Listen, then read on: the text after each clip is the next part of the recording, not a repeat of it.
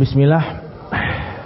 Kami beritahukan kepada para hadirin peserta kajian yang semoga dirahmati Allah Subhanahu wa taala. Insyaallah beberapa saat lagi kajian sesi kedua akan dimulai. Dan kami juga beritahukan kepada para peserta yang ingin atau berkenan untuk mengajukan pertanyaan kepada pemateri, yaitu Al-Ustadz Muhammad Umar As-Sawet hafizahullah ta'ala, untuk mempersiapkannya di secarik kertas. Kami ulangi, kami himbau bagi para peserta yang ingin mengajukan pertanyaan kepada pemateri, yaitu Al-Ustadz Muhammad As-Sawet hafizahullah ta'ala, untuk menyiapkannya di secarik kertas dan untuk kemudian diserahkan kepada panitia. Berikutnya, setelah kajian selesai, maka kami himbau kepada para peserta untuk tidak langsung pulang karena akan ada konsumsi makan siang dari panitia kajian. Atas perhatiannya kami ucapkan jazakumullahu khairan wa barakallahu fikum.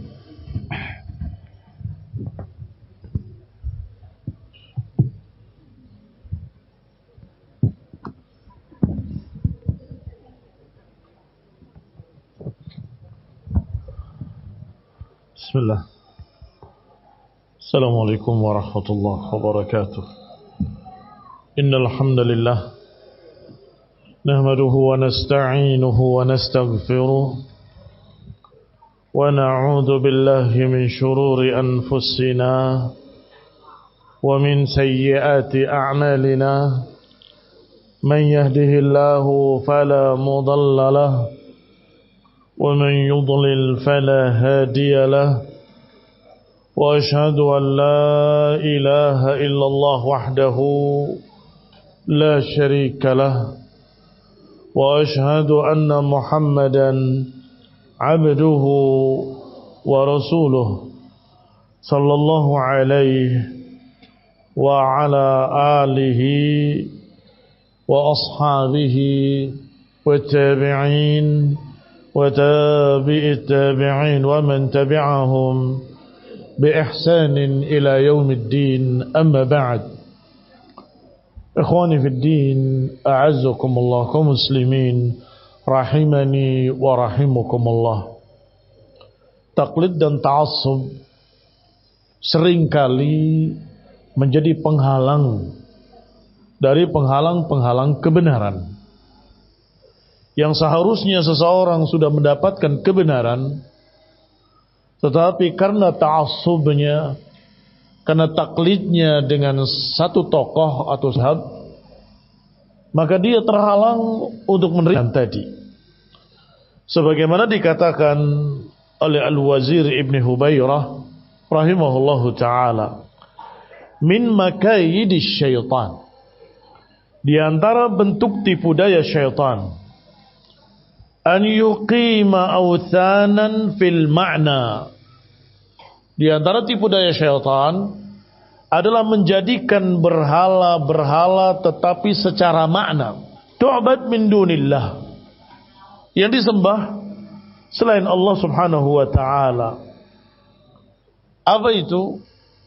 Kata Al-Wazir Ibn Hubairah rahimahullah, misal, seperti an yatabayyan lahu al-haq, sudah kebenaran, terbukti dengan dalil, dengan hujjah.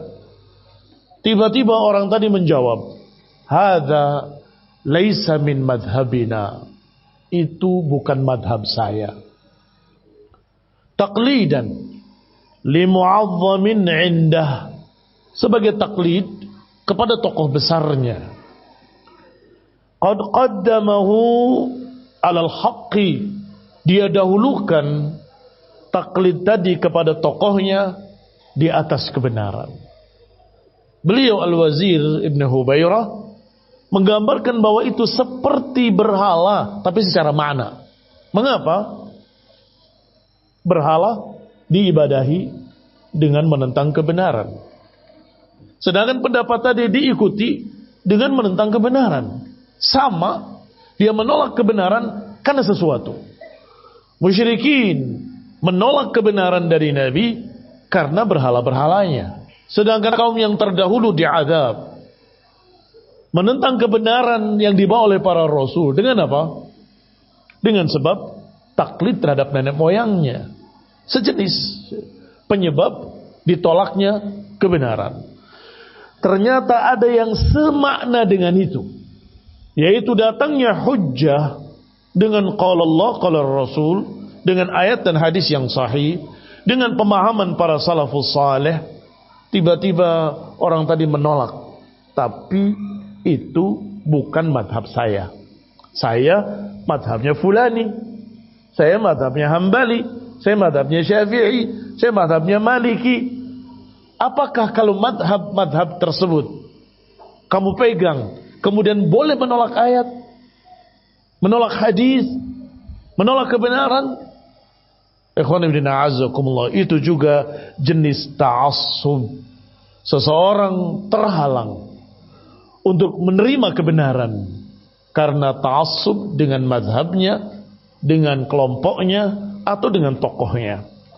Berkata Ibnu Qayyim rahimahullahu ta'ala, walaysa inda aktsarin nas siwa rusumun talaqqawha an qaumin mu'azzamina indahum.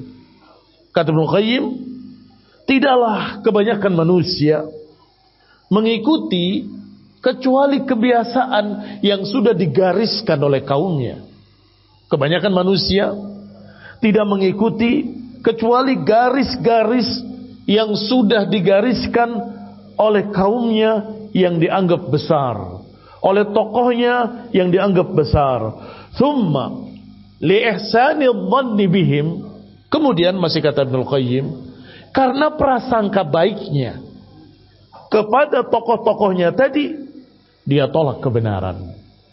Karena prasangka baiknya kepada tokoh-tokohnya tadi, dia ikuti dalam keadaan tidak tahu apa dalilnya, apa hujahnya. Walam yatajawazuha, dan tidak mau melewati, enggak mau melampaui apa yang sudah dia dapatkan. Fasarat hijaban lahum wa ayy hijab. Akhirnya taklid dan ta'assub tadi menjadi hijab, menjadi penghalang dari kebenaran, menjadi penghalang dari hak. Hak sudah di hadapan matanya, hak sudah di hadapan wajahnya, dengan didukung dalil dari ayat dan hadis dengan ijma'. Tetapi dia nengok ke belakang, tapi guru saya nggak gitu. Nengok ke belakang, tapi tokoh saya, ustadz saya, kiai saya nggak gitu. Enggak lah. Loh, ini qala Allah qala Rasul, ijma'. Ini ucapan para a'immah. Tapi saya ikut fulan, kiai fulan. Ini barakallahu fikum yang kata Ibnu Qayyim menjadi hijab, penghalang dari kebenaran. Ucapan Syekhul Islam Ibnu Taimiyah rahimahullah, laisa min syartis siddiq an yakuna qawluhu kulluhu sahihan. Kata Syekhul Islam, tidak mesti syaratnya orang soleh, orang yang mulia, tidak mesti syaratnya tidak boleh salah. Bukan itu syaratnya. Wa amaluhu kulluhu hasanah, atau syaratnya amalannya semuanya baik. Tidak. Idza kana yakunu dzalika bimanzilatin nabi. Kalau seperti itu syaratnya, berarti panutan harus kayak nabi. Yang enggak. Ikhwan fillah, perhatikan ucapan Syekhul Islam tadi. Maknanya, yang namanya panutan, ikutan alim, saleh, ulama, masyayikh, asatidatil kiram, masya Allah, bukan berarti mereka tidak pernah punya salah. Bukan mereka maksum. Oh, syaratnya jadi ustadz harus maksum. Ya enggak ada, kecuali Rasulullah SAW. Syaratnya jadi syekh harus gak pernah punya salah, gak punya ketergelinciran. Ya enggak ada. Nggak mungkin. Kalau gitu harus jadi nabi semua, ya nggak bisa. Berarti apa sebaliknya? Berarti masyayikh, ulama, orang-orang yang kita hormati keilmuannya, orang saleh, bukan orang yang maksum. Ada saja kekeliruan pada mereka. Maka ketika ada ketergelinciran pada fulan wa fulan, orang soleh, kita tidak taklid kepadanya. Dalam hal ini pendapat beliau marjuh, kan bisa. Kita tetap memuliakannya dan menyatakan dalam hal ini pendapat beliau tidak tepat. Contoh, Imam Abu Ja'far At-Tahawi disebut imam karena memang imam Ahlus Sunnah. Pensyarah dari kitabnya beliau Tahawiyah adalah Ibn Abdul Aziz, juga alim, imam. Tapi ketika di dalam kitabnya ada kalimat bahwa sifat Allah qadimun bilabtida, qadim yang dulu tidak ada permulaannya, bagaimana? Harus kita benarkan? Ketika kita baca dengan takliknya Syekh bin Baz, kata Syekh bin Baz bahwa Allah tidak memiliki sifat qadim, rahimahullah wa ghafarallahu lahu. Allah tidak punya sifat qadim. Semoga Allah merahmati beliau, semoga Allah memaafkan beliau. Mengapa para ulama demikian? Mereka tahu yang dimaksud oleh Imam Abu Ja'far At-Tahawi dengan qadim adalah al-awwal, huwal awwalu wal akhiru wal zahiru wal batin, tetapi memakai istilah yang salah. Itu saja. Istilahnya keliru mengatakan qadim. Bukan. Sifat Allah bukan qadim, tapi al-awwal, yang paling dulu. Mengapa? Karena qadim itu mengandung makna yang jelek, tidak pantas bagi Allah SWT. Ada kitabun jadid, yang masih baru. Wahada kitabun qadim, ini kitab lama, kitab jelek, udah rusak, udah kusut. Disebut qadim, ada jadid, ada qadim. Berarti qadim ada makna yang tidak pantas bagi Allah Ta'ala. Seperti dalam ayat Al-Quran, Allah sebutkan bunga kurma yang sudah layu dengan apa? Kal-urjunil qadim. Urjun al-qadim, pokok kurma yang sudah layu atau bunga kurma yang sudah layu, disebut qadim. Apa pantas bagi Allah Ta'ala? Tidak pantas.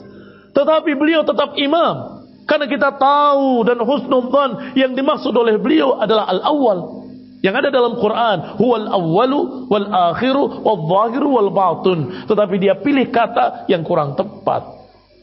Di dalam syarahnya Ibn Abdul Aziz Al-Hanafi mensyarah bahwa yang dimaksud oleh Imam Abu Ja'far At-Tahawi adalah huwal awwalu wal akhiru wal zahiru. Tahu muridnya, kalau yang dimaksud gurunya adalah al-awwal. Tetapi qadim tetap salah. Ta'liq Syekh bin Baz, ta'liqnya Syekh Albani. Ada akidah tahawiyah dengan ta'liq Syekh Albani, sama juga. Bahkan beliau berkata bahwa sifat qadim bagi Allah sifat bid'ah.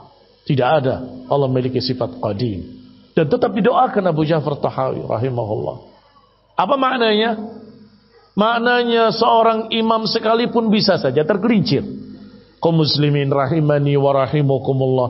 Kita tidak menyalahkan qadim tadi dari diri saya sendiri. Siapa saya, siapa dia. Tapi dari ulama yang lain. Ulama yang memiliki ilmu dan berkata bahwa itu tidak ada dalam Quran wala sunnah. Sifat Allah qadim. Itu sebagai contoh saja. Kembali kepada kitab. Maka kata Syekhul Islam Ibnu Taimiyah bahwa seorang dikatakan siddiq seperti Abu Bakar Siddiq, bukan syaratnya tidak boleh salah, tidak boleh keliru. Bukan. Bisa saja tergelincir, bisa saja. Tetapi jelas niat mereka lurus, niat mereka bagus.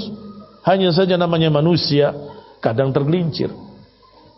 Ikhwani fiddin, a'azzakumullah. Yang berikutnya ucapan Al-Hafidh Ibn Rajab Al-Hambali rahimahullahu ta'ala. Kata beliau, al-wajib ala kulli man balaghu amrul rasul wa arafahu an yubayyinahu lil ummah wa yansah lahum.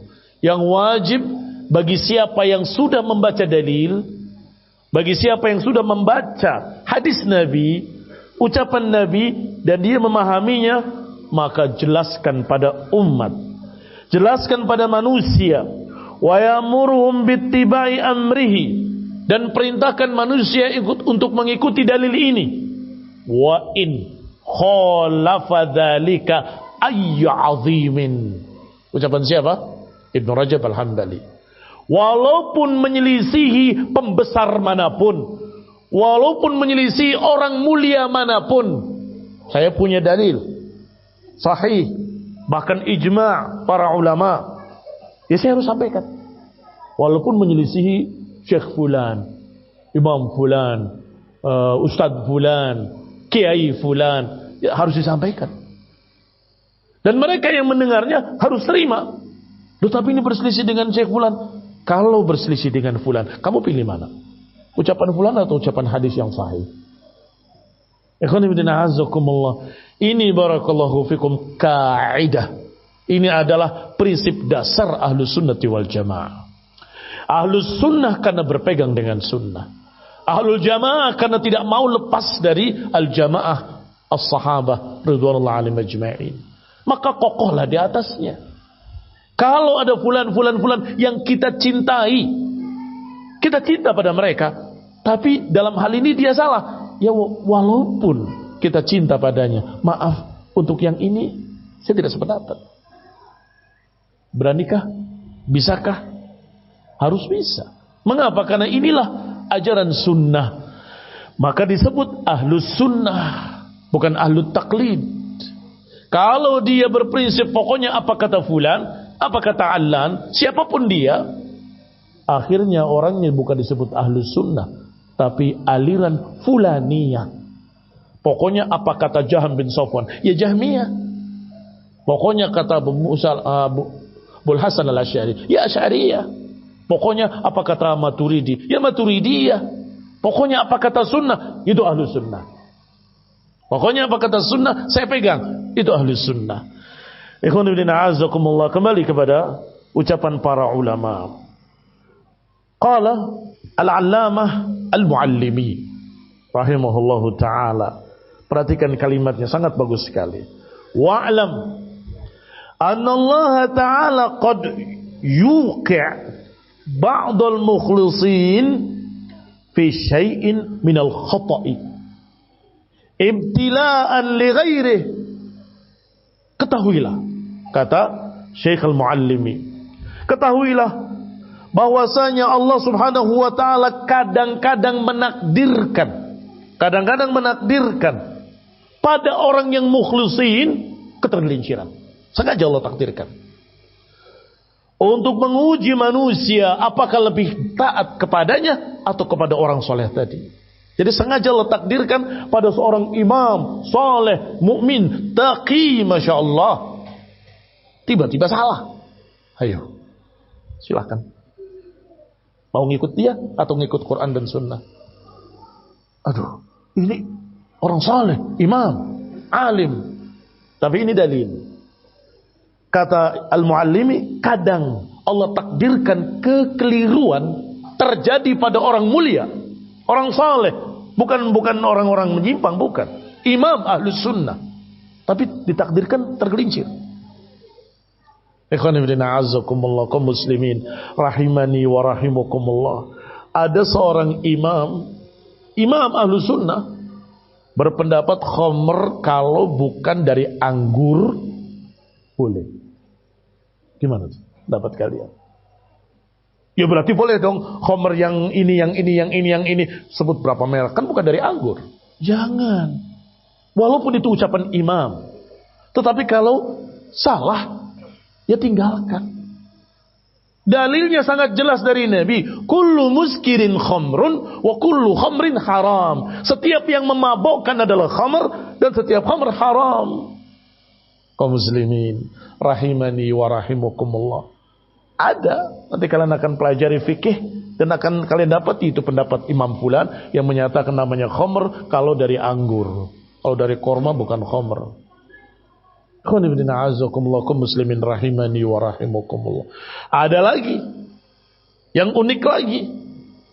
Seorang imam madhab menyatakan bahwasanya nikah itu seperti jual beli. Nikah itu seperti jual beli. Kias pakainya. Sehingga kalau seseorang yang akil, sudah dewasa, baligh, boleh menikahkan dirinya. Wanita sudah dewasa, boleh menikahkan dirinya tanpa wali. Saya nikahkan diri saya pada kamu sekian. Bahaya nggak itu? Sangat berbahaya. Bisakah dipakai? Walaupun dapat imam madhab. Sebut saja Abu Hanifah yang berpendapat seperti itu. Kalau engkau mungkin di zamannya belum mendengar hadis yang sahih, mungkin kalian ikut dia, nggak ada masalah, itu istihad. Istihad kan? Tetapi ketika kita sudah membaca dalilnya bukan satu, bukan dua, bukan tiga, sekian banyak riwayat dan sangat sahih, yaitu la nikaha illa biwaliin, la nikaha illa biwaliin, la nikaha illa biwali, wa syahidai adl. Tidak ada nikah tanpa wali, tidak sah nikah tanpa wali, tidak sah nikah tanpa wali. Diucapkan 3 kali, baru kemudian wa syahidai adl, dan 2 saksi yang adil. Bagaimana kalau ada kiai, dulu pernah terjadi di tahun berapa itu, 90-an mungkin ya, tiba-tiba masuk ke hotel bersama seorang wanita. Kita nggak nyebutkan namanya, kita tidak ingin menjatuhkan kehormatannya. Terjadilah apa yang terjadi. Orang-orang menuduh itu zina. Masa kiai berzina? Kata kiai tadi, saya tidak berzina, saya menikah. Dia menikahkan dirinya kepada saya. Dan disebutkan dalam kitab ini bahwa imam fulan menyatakan boleh menikahkan tanpa wali, tanpa saksi. Bagaimana pendapat kalian? Kita katakan itu taklid. Kenapa? Mengapa? Saya yakin dia sudah tahu hadis la nikah illa biwaliin. Bagaimana mungkin bisa ditinggalkan hadis karena ucapan manusia? Imamnya maghfurun lahu, ma'fuun anhu. Mengapa maghfurun wa ma'fu? Beliau tidak mendapatkan hadis tadi. Dan dulu sangat sulit mendapatkan hadis-hadis, harus berjalan sekian bulan untuk ketemu sama sahabat fulan untuk mendapatkan hadis. Sehingga ketika tidak mendapatkan hadis, beliau beristihad. Mirip pernikahan itu dengan jual beli. Maka selama dia sudah akil balik dewasa, boleh menikahkan dirinya. Ikhwan fillah a'azzakumullah, kaum muslimin rahimani wa rahimakumullah. Maka kembali kepada ucapan al-muallimi rahimahullahu taala, bahwasanya kadang Allah takdirkan ketergelinciran pada seorang alim yang soleh, yang ikhlas, sebagai ujian bagi manusia. Kemudian dibawakan kisah-kisah, riwayat-riwayat yang sahih. Ikhwan fillah a'azzakumullah, pertikaian di antara sahabat. Saya khawatir kalau saya ceritakan semua ini. Contoh saja, ketika Aisyah radhiyallahu taala anha dalam perang Jamal terlibat dalam fitnah. Apa kata seorang sahabat radhiyallahu taala anhu? Hadihi ummul mu'minin. Untuk menguji kalian, apakah kalian mengikuti apa yang dikatakan oleh Allah dan Rasulnya, atau engkau mengikuti fulana radhiyallahu taala anha. Walaupun kita tahu Aisyah menangis setelah itu terus sampai wafatnya, menangis terus di rumahnya sampai wafatnya, menyesali apa yang dilakukannya. Karena Aisyah radhiyallahu taala anha mendapatkan berita dari Nabi SAW tentang satu kejadian, nanti akan jadi kejadian begini-begini dan ada suara begini-begini. Aisyah mendengarkan suara itu.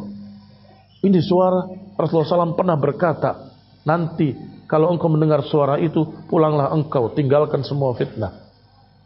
Kata Aisyah, berarti ini yang dimaksud, aku kembali. Pulang menangis di rumahnya. Radhiyallahu taala anhu, artinya sahabat Ummul Mukminin bisa terjadi kekeliruan padanya.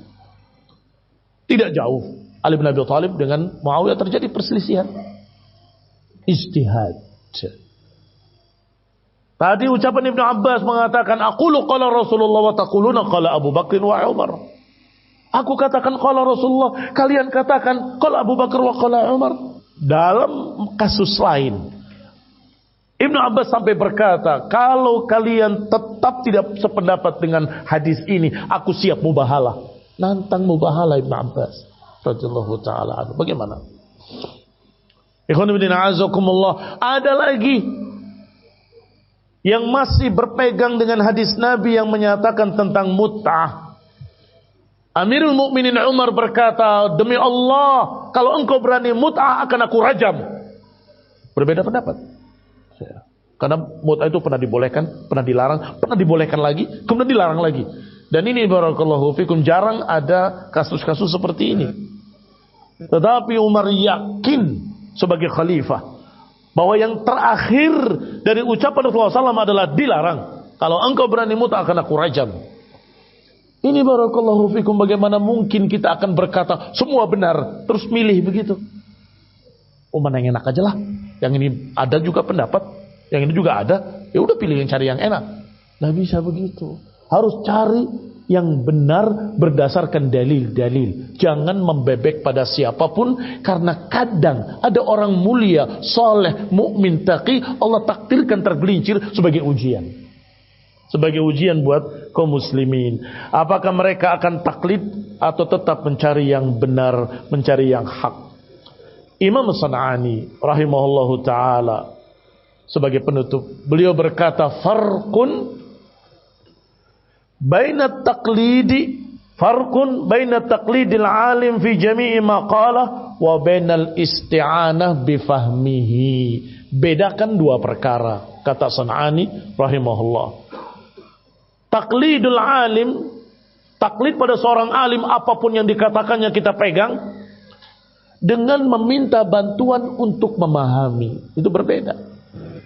Kita baca Al-Quran, kita baca hadis, kita lihat apa pendapat Imam Fulan, kita lihat apa pendapat Ibnu Katsir, kita lihat apa pendapat Syekh Fulan, Syekh Fulan. Itu namanya isti'anah bifahmil alim, meminta bantuan dengan, itu bagus. Mengapa? Bisa jadi kamu baca Quran salah paham, bisa jadi kamu baca hadis keliru dalam memahami karena tidak dibimbing oleh ulama. Ada kejadian di masa tabi'in, belum jauh, masih baru generasi kedua. Dalam jihad fi sabilillah, Ikrimah Ibn Abi Jahal radhiyallahu taala anhu dengan beberapa sahabat berbaiat. Man yubayi'uni 'alal maut. Siapa yang mau berbaiat kepadaku untuk mati? Maka baiat mati semuanya. Kemudian maju membelah pasukan musuh yang jumlahnya ratusan ribu orang. Saking banyaknya, pasukan kecil 40 orang ini seperti merobek pasukan mereka sampai tembus ke belakang. Kemudian kembali ke depan, semuanya terbunuh kecuali Ikrimah. Berkata lagi Ikrimah, man yubayyuni 'alal maut. Siapa yang mau berbaiat padaku untuk mati? Kembali lagi begitu lagi. Ada tabi'i. Nah ini tabi'i. Melihat seperti itu, mengapa kalian membunuh diri-diri kalian sendiri? Mengapa kalian membinasakan diri kalian sendiri? Padahal Allah berfirman, wala tulqu biaidikum ila tahlukah. Jangan lemparkan diri kalian pada kehancuran. Dikira bunuh diri dan dikira bertentangan dengan ayat wala tulqu biaidikum ila tahlukah. Maka sahabat yang dengar ucapan tadi, ini riwayat Tirmidzi, barakallahu fikum, di dalam Syama'il disebutkan wala tulqu biaidikum ila tahlukah. Kata para sahabat yang masih hidup saat itu, kami tahu kapan turunnya ayat itu dan kami tahu apa makna ayat itu. Ayat itu turun setelah Fathu Mekah. Setelah Fathu Mekah, para sahabat berkata, ya Rasulullah, kita sudah menang, kota Mekah sudah dibuka, manusia sudah masuk agama Allah afwaja, berbondong-bondong. Apakah tidak sebaiknya kita berhenti berperang, berhenti berjihad, kemudian kita berupaya untuk ngurusik istri dan keluarga dulu? Ayat yang turun adalah wala tulqu biaidikum ila tahlukah. Jangan lemparkan diri-diri kalian pada kehancuran. Ikhwan fillah azakumullah. Ayat itu bukan berbicara tentang hukum bunuh diri, hukum meninggalkan jihad. Kalau kalian meninggalkan jihad, berarti kalian terlempar pada kehancuran. Wala tulqu biaidikum ila tahlukah. Jangan lemparkan diri-diri kalian pada kehancuran. Yakni jangan lemparkan diri kalian pada kehancuran. Jangan tinggalkan jihad. Itu maknanya. Hukum bunuh diri memang gak boleh, tapi bukan itu dalilnya dan juga bukan kasusnya Ikrimah tadi. Mengapa? Kasusnya Ikrimah masih ada perlawanan. Buktinya Ikrimah tidak mati. Jadi bukan maknanya mari kita bunuh diri, bukan. Mari kita berjihad sampai mati. Ayo bayat, kita akan perangi mereka sampai mati. Berbayat, berangkat sampai terbelah dua pasukan, sampai kembali lagi. Sebagian besar mereka terbunuh, memang. Tetapi itu bukan bunuh diri. Karena masih ada perlawanan dan masih ada kemungkinan untuk hidup. Seperti Ikrimah sendiri selamat di pertama kalinya. Yang berikutnya beliau terbunuh radhiyallahu taala anhu. Ikhwan fillah azakumullah, perbedaan dari sahabat ke tabi'in saja sudah terlihat beda paham. Bukan itu, ayat itu tidak turun untuk itu. Turun tentang ketika kami meminta untuk berhenti jihad. Ikhwan fillah azakumullah, kaum muslimin rahimani wa rahimakumullah. Fa'aimatul muslimin alladzina tabauhum wasail wa turuqun. Maka para ulama kita, para imam-imam kita, masyayikh kita, asatidzah kita, itu hanya perantara untuk memahami dalil-dalil. Tanyakan pada mereka kalau kita tidak paham. Tanyakan pada masyayikh kalau kita tidak mengerti. Ini namanya isti'anah bifahmihim, bukan taklid. Taklid itu kalau sudah tabayyanal haq, taklid itu kalau sudah jelas kebenaran, kemudian kita tinggalkan kebenaran itu karena seseorang, itu namanya taklid. Itu namanya ta'assub. Wallahu taala a'lam bis-shawab. Wa sallallahu ala Muhammadin wa ala alihi wa ashabihi wa sallama tasliman katsira. Bagaimana dengan ucapan orang yang berkata, ini orang awam, kita ikut ulama saja. Mereka yang ahli terhadap dalil, kita tinggal ngikut saja. Barakallahu fiikum. Ngikut para ulama dengan dalil-dalil yang mereka bawakan, itu anjuran. Itu benar. Yang salah adalah kalau ternyata kamu dapat dari ulama lain satu dalil yang sahih, kemudian kamu tinggalkan karena imam yang lain yang kamu taklidi. Oh tapi Syekh Fulan gak gitu. Dalilnya kamu dengar, ayatnya kamu baca, kemudian kamu tidak mau menerima kebenaran hanya karena ngikut tokoh ulama yang lain. Ini yang tidak boleh. Kalau sudah ada dalil, ya sudah, sami'na wa ata'na. Ada pertanyaan, bagaimana dengan ikhwan yang hobi mancing ikan? Apa tidak ada cara lain untuk dapat ikan? Ya menjaring berarti. Nah, memang barakallahu fikum, sebagian orang memancing itu berjam-jam, seharian, gak dapat apa-apa. Ya. Ini barakallahu fikum, apakah dia benar-benar berusaha atau hanya ingin tamasya saja tengah laut? Wallahu taala a'lam. Kalau dia benar-benar nelayan dan ingin cari ikan, memancing, ya boleh-boleh saja, silahkan. Ya. Bukan yang tadi saya katakan pengen tamasya saja, pengen, ya kalau tamasya sesekali tidak apa-apa. Kalau tiap hari istrinya sibuk di rumah, dianya mancing, besok lagi mancing, besok lagi mancing, besok lagi sudah patah kayu pancingnya, patahkan istrinya. Alhamdulillah. Kembali kepada pertanyaan berikutnya. Afwan Ustaz, mau tanya, apakah boleh kita bercita-cita menjadi Ustaz, sedangkan anak khawatir jika saya menjadi Ustaz diagung-agungkan oleh orang-orang? Jangan niatnya pengen jadi Ustaz. Belajarlah agar berilmu. Kalau sudah berilmu, kamu bisa beramal dengan benar. Itu yang kita cari, itu yang kita harapkan. Apakah kemudian jadi ustadz atau jadi ulama atau tidak, itu urusan lain. Mengapa? Orang talibul ilmi, orang belajar itu terus minal mahdi ilal lahdi, dari sejak di pangkuan orang tua sampai ke kuburan. Belajar terus. Sekarang santri belajar di sini sampai tingkat yang tertinggi, belajar lagi sampai tingkatnya sudah habis, pindah ke pondok lain yang ada lebih tinggi lagi, SMA-nya. Ternyata sudah selesai, ambil yang ma'had alinya, yang setingkat mahasiswanya, belajar lagi, selesai, belajar lagi ke ulama, ke Madinah, ke Yaman, terus belajar. Loh, kapan dia jadi ustaz? Kalau terpaksa. Kalau terpaksa, begitu pulang dia mau belajar, sama siapa lagi sekarang belajarnya? Ini banyak orang yang membutuhkan kamu. Mereka minta, ya terpaksa ngajar. Walaupun tidak berhenti belajar. Sehingga jadi dai, jadi ustadznya ketika terpaksa. Mengapa demikian? Karena yang namanya berdakwah itu fardu kifayah. Fardu kifayah itu barakallahu fikum, kalau sudah ada yang menegakkan, yang lain cukup. Di sini sudah ada ustadz kibar, masya Allah. Kamu di sini di bawah, ya sudah belajar saja. Alhamdulillah ada ustadz fulan. Tapi ternyata suatu saat kamu yang di atas, ustadz ini sudah kalah atau sudah meninggal, sudah wafat, tinggal kamu di sana. Saya mau belajar. Loh, kamu dibutuhkan mereka. Nah, kamu belajar sama siapa? Sama yang gak ada lagi kecuali dia yang paling alim. Ya harus ngajar. Itu maksudnya terpaksa. Yang namanya ulama seperti matahari. Sedangkan murid-muridnya tulabul ilm seperti bintang-bintang. Lihat kalau ada matahari, mana bintang-bintang? Gak terlihat. Tapi nanti lihat ketika matahari terbenam, kamu lihat banyak bintang-bintang.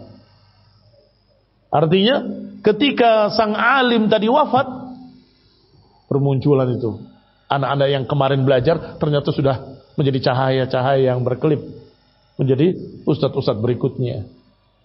Kapan? Ketika matahari terbenam. Kadang-kadang bukan terbenam tapi pindah.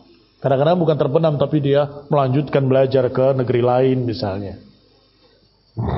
Gonjang ganjing hukum gambar bernyawa, hingga kita akan bermudah-mudahan dalam bersikap menghukum gambar di atas.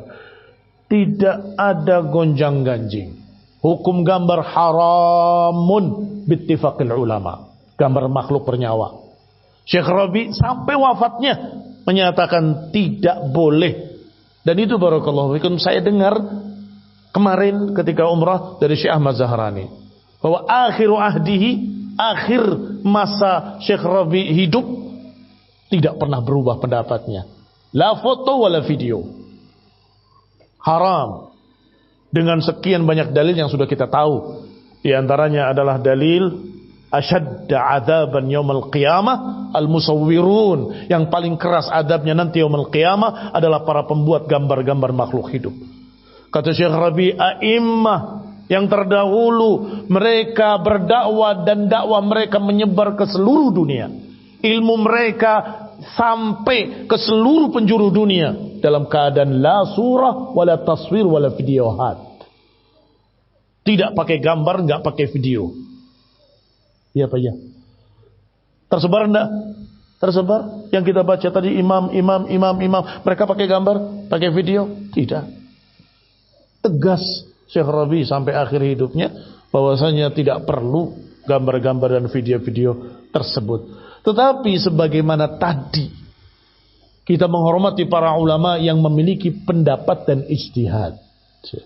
Sehingga ketika kita membantah hizbiyin, bantahlah kehizbiyahannya.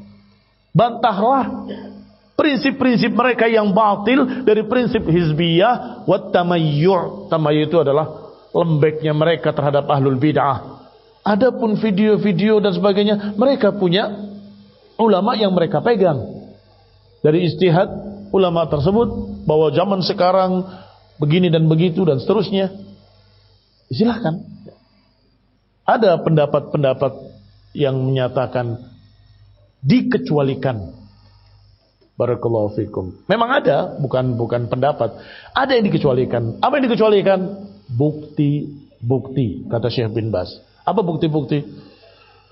Ini buktinya. Pendapat apa sih penjahat fulani, ini fotonya ada. Kamu berbuat ini ada gambarnya di foto dari mereka. Begitu. Itu namanya saksi. Boleh. Demikian pula beberapa bukti bahwa pemegang kartu ini adalah kamu. Kartu apa? KTP. Buktinya apa? Fotonya sama. Oh iya.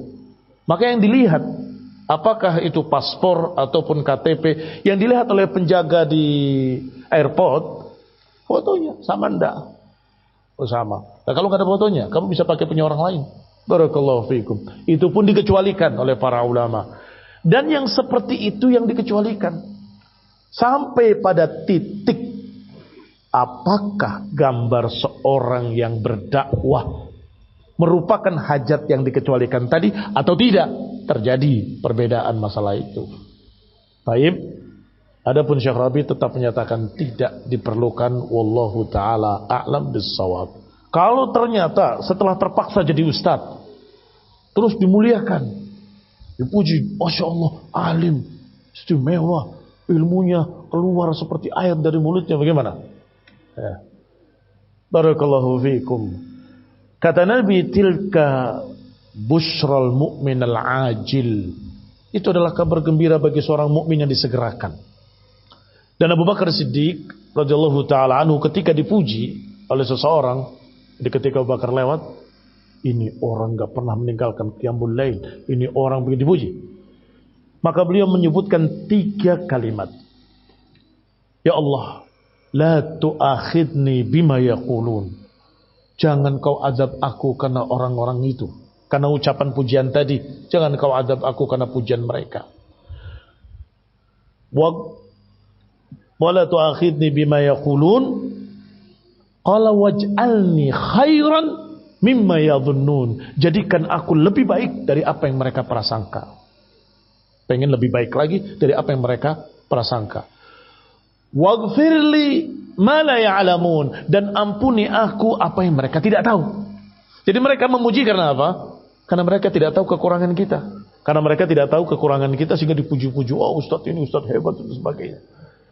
Kata salah seorang imam, dia berkata, kalau saja dosa itu ada warnanya di wajah, wallahi aku gak berani keluar rumah. Apa maknanya? Aku takut coreng-coreng di wajah, merah, biru, kuning segala macam. Dan orang melihat, wah, pendosa. Imam padahal dia seorang alim yang semua orang memuji sebagai orang soleh, seakan-akan gak punya dosa. Tapi yang namanya manusia.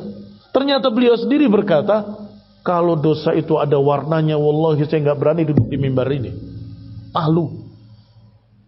Tetapi karena rahmatnya Allah, orang yang soleh, dosanya Allah tutupi, aibnya Allah tutupi. Barakallahu fikum. Sehingga terkesan kayak tidak pernah punya salah. Padahal namanya manusia, kadang tergelincir, kadang salah. Barakallahu fikum. Pertanyaan berikutnya, mereka yang menolak kebenaran dengan cara pura-pura menanyakan dalil untuk memojokkan orang yang berikan peringatan. Itu kalau menanyakan dalil, ya dijawab saja dalilnya. Karena memang kebenaran pasti terdukung dengan dalil. Apa dalilnya? Ada dalilnya. Ini, kalau kamu gak hafal, kamu ajak untuk buka bukunya, ayo kita buka bukunya. Atau kamu gak tahu kitabnya, tapi dalilnya kamu dengar, ayo kita dengarkan rekamannya. Nih, rekamannya, membawakan dalilnya, membawakan ayatnya. Barakallahu fikum. Sehingga tidak mengapa kalau engkau punya dalil tetapi engkau tidak hafal misalnya. Harusnya hafal kan? Kalau nggak hafal, ya nggak apa-apa. Tunjukkan kitabnya, di mana dia bisa baca. Tunjukkan rekamannya, di mana orang tadi bisa dengar. Sehingga pertanyaan mana dalilnya bukan memojokkan. Pertanyaan wajar. Pertanyaan wajar. Di salah satu daerah di Pakistan, tidak pernah dimasuki jamaah tabligh. Takut masuk situ. Mengapa? Ini cerita orang Banglanya, orang dari sana. Karena dari mulai orang dewasa, ibu-ibu, bapak-bapak, sampai anak-anak kecil, setiap ada orang yang berbicara tentang agama pasti ditanya dalil. Mereka nggak berani. Dongeng begini. Anak kecil yang bangun. Dalilnya apa? Kalau disebutkan dalilnya ini, riwayat siapa? Sahih apa dhaif? Ahlul bidah enggak berani masuk ke situ. Takut ditanya mana dalilnya. Itu kebiasaan bagus di masyarakat. Sehingga orang-orang yang berbicara agama semuanya orang-orang yang siap untuk membawakan dalil. Siap untuk membawakan riwayat-riwayat. Ketika Rasulullah SAW melihat badui kencing di masjid, Rasulullah SAW sangat menyabari beliau. Da'uh, la tuzrimu. Biarkan dia. Jangan diputus kencingnya. Setelah selesai, dinasihati dengan lembut. Inna hadal masjid la yasluh ila akhirih. Tapi ketika Mu'adz Ibn Jabal mengimami terlalu panjang, Nabi marah. Sampai mengatakan kalimat afattanun ant. Apakah engkau akan menjadi tukang fitnah? Membikin orang lari dari sholat jamaah. Alah, kepanjangan. Saya punya kerjaan. Jadi fitnah. Pertanyaannya, mohon faedahnya, mengapa berbeda sikap Rasulullah SAW pada dua kejadian tersebut? Jawabannya barakallahu fikum, kalau orang yang jahil seperti orang Badui, orang awam yang bodoh tidak mengerti ini bangunan apa, nggak ngerti. Apalagi dulu masjidnya hanya dibatasin saja, tetap tanah di bawahnya. Maka orang ini perlu disikapi dengan lembut karena tidak paham. Tetapi kalau orang itu paham dan tidak khawatir lari, Mu'ad di Jabal tidak mungkin kemudian mutung sama Nabi kemudian lari meninggalkan agama Islam, nggak mungkin. Karena Rasulullah SAW percaya ini orang yang masya Allah beriman. Maka tegurannya keras, afattanun ant, agar tetap melekat di benak Mu'ad bin Jabal radhiyallahu taala anhu, tidak khawatir lari. Tapi kalau orang-orang tadi, orang awam tiba-tiba dibentak-bentak, dimarahi, ya lari dari majelis, nggak mau hadir lagi. Takut. Kenapa? Orangnya galak-galak. Saya begini dimarahi, habis dan seterusnya. Kasihan mereka orang-orang yang membutuhkan ilmu. Adapun kepada orang yang memang sudah lama ngaji, sudah kita kenal imannya, tidak mungkin dia lari, nggak apa-apa kita tegur dengan keras. Kalau perkaranya memang besar, membuat orang lari dari masjid. Itu orang sampai nggak sholat di sini, sampai berkata, udahlah kapok saya sholat di masjid. Kan gara-gara kamu. Sampai terbit matahari atau sampai hampir terbit matahari. Ini barakallahu fikum perbedaan. Dan subhanallah, teguran-teguran yang keras pada orang yang tepat jadi manfaat. Mau contoh? Teguran keras pada orang yang tepat jadi manfaat. Rasulullah SAW marah kepada Usamah ibn Zaid ketika membunuh orang yang sudah mengucapkan la ilaha illallah. Dalam perang mau dibunuh, la ilaha illallah Muhammad. Kamu paling takut sama pedangku saja. Nabi dengar berita itu, dipanggil beliau dan mengatakan, aqataltahu ba'da maqala la ilaha illallah? Aqataltahu ba'da maqala la ilaha illallah? Apakah engkau membunuhnya dalam keadaan dia sudah mengucapkan la ilaha illallah? Diulang-ulang oleh Nabi sampai sahabat tadi menangis dengan mengatakan, duhai, kalau aku sekarang ini belum masuk Islam. Ternyata dalam fitnah, barakallahu fikum, di masa antara para sahabat bertikai, diajak untuk ikut kelompok yang sana, tidak. Diajak untuk ikut kelompok yang sini, tidak. Kata beliau, masih terngiang di telingaku ucapan Rasulullah SAW, aqataltahu ba'da maqala la ilaha illallah. Masih terngiang di telingaku ucapan Rasulullah SAW, apakah kau membunuhnya dalam keadaan sudah mengucapkan la ilaha illallah? Itu masih terngiang di telingaku. Sekarang aku disuruh melawan orang-orang yang mengucapkan la ilaha illallah. Tidak. Ya terpakai manfaat. Marahnya Nabi bermanfaat untuknya. Padahal marahnya keras sekali. Afala syaqaqta batna? Apa kau tidak robek hatinya? Kau lihat isinya, ikhlas atau tidak ikhlas? Karena dijawab, paling dia melindungi dirinya dari pedangku. Apakah kamu tidak robek hatinya? Kamu lihat isinya. Atau kama qala sallallahu alaihi wa ala alihi wasallam, akan bermanfaat kalau orang itu adalah orang yang tepat dan waktunya tepat, perbuatannya juga memang layak untuk ditegur dengan keras. Perbuatannya juga layak ditegur dengan keras. Ini yang namanya hikmah. Ini yang namanya hikmah. Waktunya tepat, orangnya tepat, caranya juga tepat. Wallahu ta'ala alam bissawab. Wa sallallahu ala Muhammadin wa ala alihi wa ashabihi wa sallama tasliman katsira. Wassalamualaikum warahmatullahi wabarakatuh.